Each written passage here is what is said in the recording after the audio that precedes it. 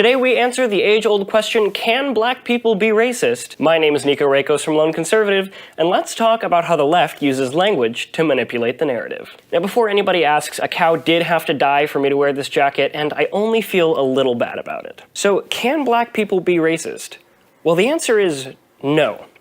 That is, if you accept their definition of racism. In the left's colloquial definition of racism, racism equals prejudice plus power. If you don't have both of those, it's not racism. Do you hate an entire race of people but have no power over them?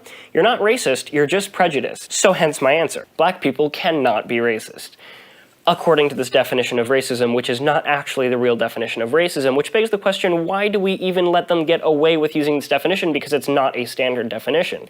And this brings me to my point. You know, I actually get into arguments and debates with people about the definition of words more frequently than I do the content of our ideas.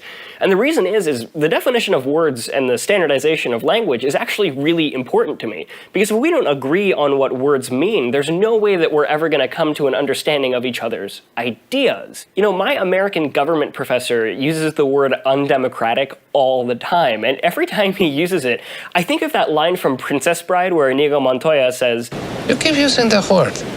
I don't think it means what you think it means."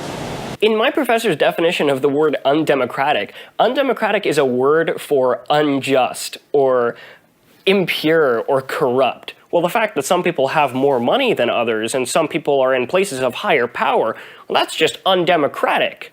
And every time he uses it, it gets on my nerves. Please, can we just all agree on the dictionary definition of commonly used terms? And you know, if you don't like the dictionary definition of the word that you're using, I mean, there are millions of words in the English language. Pick a different word that actually means what you're trying to say. If you think that racism is prejudice plus power, then you need to come up with a word for prejudice plus power.